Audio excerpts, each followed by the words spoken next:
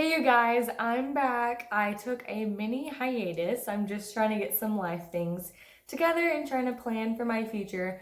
So I haven't had the time to record a video. I was trying to record this for February 14th for Valentine's Day and it just did not work out. I was too busy. But today I'm decided I'm going to make a little video about dating resources. Now, when I say dating resources, I don't mean like Bumble or Tinder or anything else that you can swipe right on. Instead, I'm talking more about podcasts and books and things that bring insight into what dating relationships should look like and what that process should entail. I think dating is a very important topic that should be discussed more often because it's something that can kind of make or break you. You know, you can have a relationship that builds you up or tears you down. And so you really want to be careful who you date and how you date. I was once told of an analogy about how dating relationships can be a lot like weaving a blanket. You know, two threads are being intertwined emotionally, physically, and even spiritually. And if those relationships end, if they have a tear in them and they fall apart, it can be very traumatic to both ends. So you really want to be cautious who you date and how you date. And these 3 resources have been very enlightening to me. I would not say I'm an expert in dating, not the least, but I do know what I deserve and how I should be treating others as well in the dating process. All right, so the first resource I have, and please don't make fun of me, but the first resource I have is a book, and it's called Getting to I Do. I know, very, very corny title, but bear with me. So this book was written by Patricia and Sandra Harmon, and yes, I do have sticky notes because you girls gotta take notes. So it says, The Secret to Doing Relationships Right.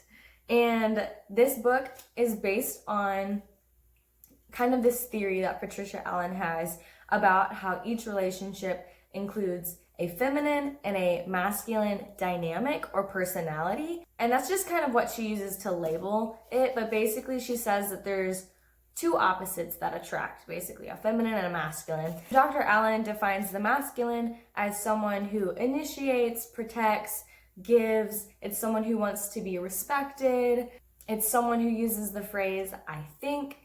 And then how she defines the feminine is someone who is the receiver, someone who wants to feel cherished.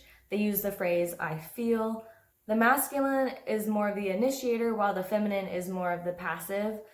Now bear with me because this book was written in the 90s, so a lot of it seems like these are old traditional ways, but she kind of has a point. Opposites do attract, and so if you're both the initiator, you're just gonna run each other over. And then if you're both the feminine and you're passive, nothing's gonna get done. There will be no conflict resolution. So she does have some good points. Some of my friends hate this book, and I think it's very interesting.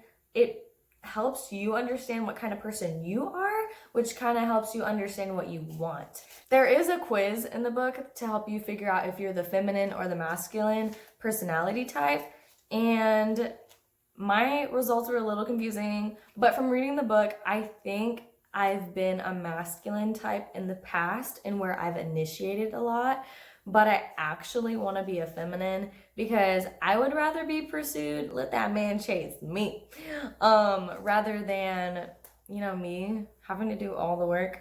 But that's just my personality type, and you don't have to be that. That's okay. You can be whatever you want to be. But I think it's good to know what you want out of a relationship and what you either want to provide or you want someone else to provide. It also talks about, you know, like if you're the feminine type, how do you attract the masculine? And then if you're a masculine type, how do you attract the feminine? There is one chapter that I thought was kind of funny, but also kind of interesting. It was the chapter on if you're a feminine, well, how do you attract a masculine? So I read it because I was like, ooh, I'm a feminine. Let me figure out how to get a man. And I came across this flirt technique that it had, And it's a 5-second flirt technique, and this is how it goes. This is exactly it. Ready for it? You're in like a bar, or you're in whatever setting you want to be in where you're trying to find somebody, and this is what you do. You just look at the person for 5 seconds, and you smile, and then you look away. What? That's it? Yeah. So if you're the feminine, that's what you do, because the feminine will flirt first. And this is where people tend to either say, oh, that's interesting, or oh no, that's controversial, I don't like that, women should be able to do what they want, which is like totally true, you totally can, but I'm just saying this is what the book is saying. So the feminine is the more passive, so they will flirt by flirting or staring for 5 seconds. You do have to smile though, or else it's just creepy, and it has to be longer than 3 seconds, because anyone can look at you for 3 seconds. I look at people for 3 seconds all the time, but if I look at them for 2 seconds longer, oh hey, it means something a little different. And then if you're the initiator, which is the masculine, as she puts it, you will initiate and you will see that flirting and you will go and talk to that person. So the passive feminine will flirt first, but they won't speak first. And the masculine initiator will speak first. So take that how you want to take it. I just think it's very interesting. I tried this technique and it didn't work out, because what I did, I walked into my little group setting and I knew there was a guy there, and I was like, okay, Megan, we're gonna look at this guy for 5 seconds and we're gonna give him a smile. Oh, mind you, it's supposed to be your first impression. You can't just know the person already. It doesn't work that way, because then he's like, or he or she is just like, why are you staring at me? So it has to be a first impression. And this guy, I've like talked to before, so like it could count as a first impression. I don't know, I was just going for it. So I was like, okay, when I go here today, I'm gonna look at him for 5 seconds. Here's what I did. I walked in, said hello to people, said hello. Oh, spotted him. What did I do? Did not look for 5 seconds. I looked immediately away. And did I smile? No, but he did. And I looked immediately away. So this technique did not work for me. Yeah. So I have not finished the book yet, but the end of the book goes over kind of the different phases in a relationship, and she says there are 4. The first one is the perfect phase. That's the first 3 months, and that's when you're in the honeymoon phase and you're like, oh, this person is great, I'm gonna marry them, but you haven't reached any conflict yet, and conflict comes in phase 2, and that is the 3 to 6 month period. It says also that about every 3 months there is kind of an issue that arises in a relationship that you have to figure out and process. And I thought that was very interesting, because I looked at my relationships and it lined up with that. So 3 month mark, baby, that's the trouble spot. Either make or break. So the second phase is the imperfect phase. I don't know what that's about yet, because I have not read that chapter. And then the third phase is the negotiation. That's 6 to 9 months. I believe that is when you decide, well, hey, I've been the feminine, but I actually want to be the masculine. And then you have to decide together if you're going to swap kind of those roles. And then 9 to 12 months is the commitment phase. So this book is very interesting. I would recommend. Now, I would not read this book if I was in middle school or high school. I think that's a little too early. It does touch on some adult topics, and I think it's just better because it's actually shooting you towards marriage if you do it when you're a little bit older, kind of like college age or a little bit older than that. But yeah, that's just me. That's my little advice on this book. Now, the next resource I'm going to mention comes in 2 different forms. It does come in a podcast version, but it also comes in a book form. A lot of people know this one. It's called Single, Dating, Engaged, and Married by Ben Stewart. You can find the podcast online at Breakaway Ministries. It's a ministry at Texas A&M. I sometimes do think I should have gone to Texas A&M. You know, they dance a lot more over there, and I feel like I'm really into that, and no one in Austin is really into two-stepping. So maybe I should have gone to A&M for that reason. but it's too late now because I've graduated. So I might just have to take a trip to College Station.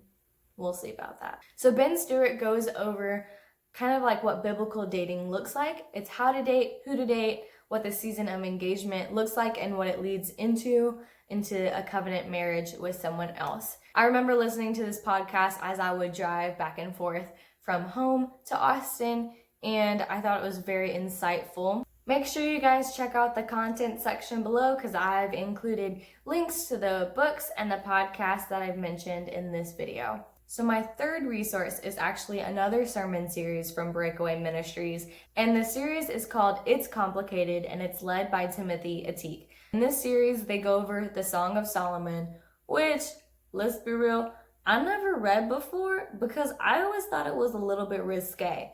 But, you know, putting it into context, it's really good. It shows you what a covenantal marriage should look like. It's in the Bible, it's good, and it's God's word, so you can't go wrong. It's something that you can learn from and something that you can see God through. So the series goes over finding love, making love, and maintaining love.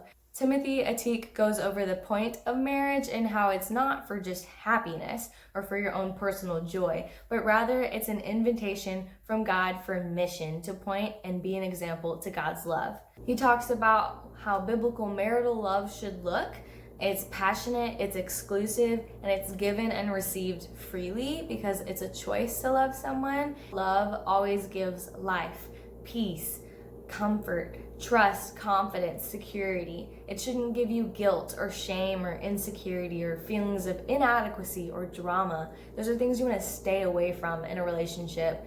One of the things they said in this podcast series that I loved was that it's better to be with no one than to get married to the wrong one. And I feel like that's such a beautiful reminder, especially for me, because I'm someone who is always interested in dating, always just excited for that season of life and for marriage and settling down and having kids.